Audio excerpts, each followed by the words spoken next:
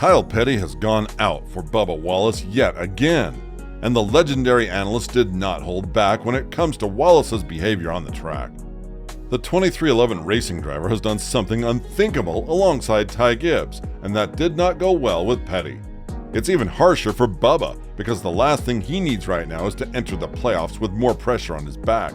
And if he doesn't change his behavior soon, I doubt that Petty will be the only critic that will get on Bubba's shoulders and therefore affect his performance as the best of the 16 drivers on the grid.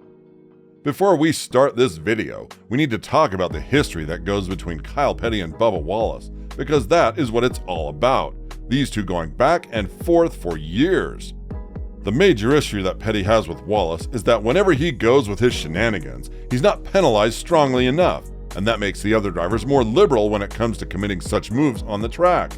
One of the fiercest comments from Petty was made after the Las Vegas race last year, where Wallace didn't like how he was pushed against the wall by Kyle Larson, and the payback was brutal. Him slamming the number 5 car from behind and then going to physically and verbally abuse Larson outside of the track. Not to mention that Christopher Bell was taken out as collateral damage as well. And all of this ended with just a one-race ban for Wallace?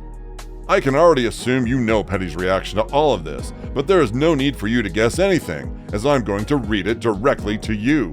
When talking about this matter, Kyle went on to say, he should have been suspended for the rest of the year. Rest of the year! He drives for Hamlin, who has been vocal about safety. His teammate, Kurt Busch, the only reason he's in the 45 car is his teammate's career was all but ended because of an accident in this car, that the drivers have vocalized that it needs to be safer. He turns a guy in the right rear into the outside wall intentionally. Steering brake? That's laughable. Turns a guy onto the outside wall, then walks across the racetrack. First, you intentionally wreck somebody. That's a suspension. He's walking across the racetrack and cars are going by him on both sides. That's not safe. That should be another suspension. Physically confronts a driver, shoves him, that's a physical confrontation. If I do it on the sidewalk, I'm in handcuffs somewhere.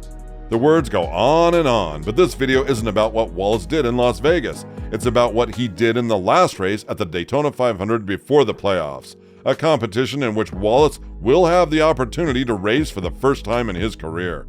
For further notice, Wallace did seem to have taken the full blame for the incident with Larson and apologized on Twitter, but that didn't sit well with Petty as well, who added that anybody can do anything and then just say sorry and continue with their lives, because at that time it didn't really seem like Wallace had changed his driving style a lot.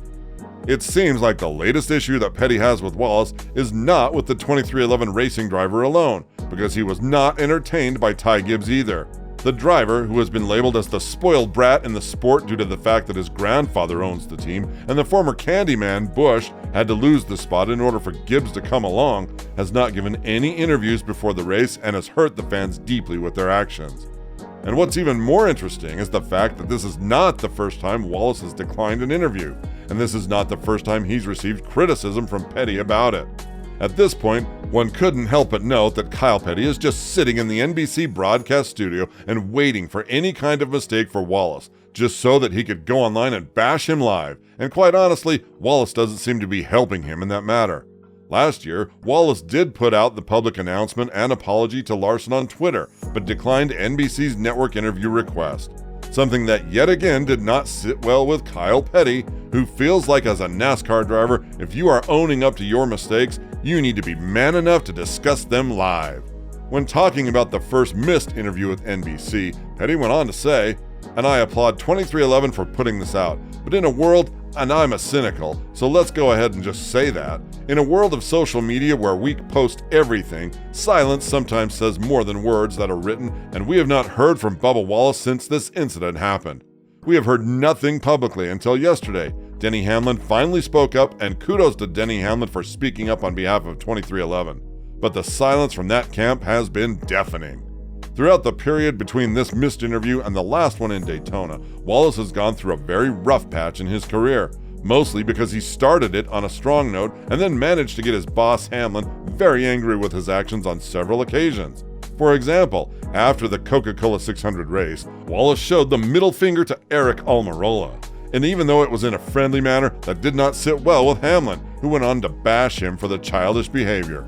Furthermore, Wallace did appear in quite a few crashes in the 2023 season, something that prompted heavy comments from Hamlin, who had to publicly criticize his own driver for not being able to keep it cool and just bring the car home, which is not that hard considering that his teammate clinched the playoff berth much earlier than him with a lot less experience on the team. All of this goes to show that even though Wallace is a talented young driver, his temper could get the best out of him, and at this point, he may feel like he has outgrown the sport and giving interviews is not something he could be bothered with. In this brutal combination, you also have Ty Gibbs, who compared himself to Jesus last year after crashing his teammate in order to win the race, even though he has already clinched the playoff spot. And if he didn't crash into his teammate Brandon Jones, both of them would have gotten in the top 4 and would have fought it out on the fairway. This is why Petty feels like the new generation of drivers is fundamentally changing the sport, as they are not paying enough respect to the people who are actually there to watch and to receive the maximum for the money they have invested. And the latest avoidance of giving interviews from Wallace and Gibbs did not sit well with the NBC analyst. When talking about it, he went on to elaborate. For professional athletes to refuse interviews is unacceptable in any game. Unacceptable to your fans, unacceptable to the sport. It's just not. Ty Gibbs did the same thing. He didn't want to do an interview. I don't know how these guys think that's acceptable in any world because that's what you're here for. That's what they pay you money for. And that stupid saying, that's why you make the big bucks, dude. You gotta handle it, put it on your shoulders and carry it. If mentally he is that fragile, then maybe this is not the game for him, honestly. Petty has never been known for his shyness, and whenever he has a take, it's usually controversial, but also on point. However, he also recognizes that the critics that are coming Wallace's way are not the ones that are going to soften the driver, but rather make him a tougher figure, which means that he expects the 2311 racing driver to be a much stronger version of himself in the playoffs, something that he has waited for quite some time in his career. Petty did soften his stance on the Alabama native later on in his comments, further adding, "I think Bubba gets stronger and being in these positions will make him stronger mentally. Once you get that experience and once you've been there, I think you learn and he gets stronger. It's trial by fire. If we come back in 3 years and he's in this situation again and he's still doing the same thing, then you have to question something. But I think at this point in time, I give him a little bit of the benefit of the doubt." Nonetheless, Petty did keep his stance that not giving interviews is never acceptable, and you have to take the good with the bad in the sport. When you are winning, it's very easy to go out there and share the joy with the world, but you have to embrace the losses and do that when you're losing as well. And just like Petty said, it's a slap in the face in a lot of ways to the fans, the media, and everybody just because Wallace needs to know he is much more above that. Do you justify Wallace's actions? Let us know in the comments below.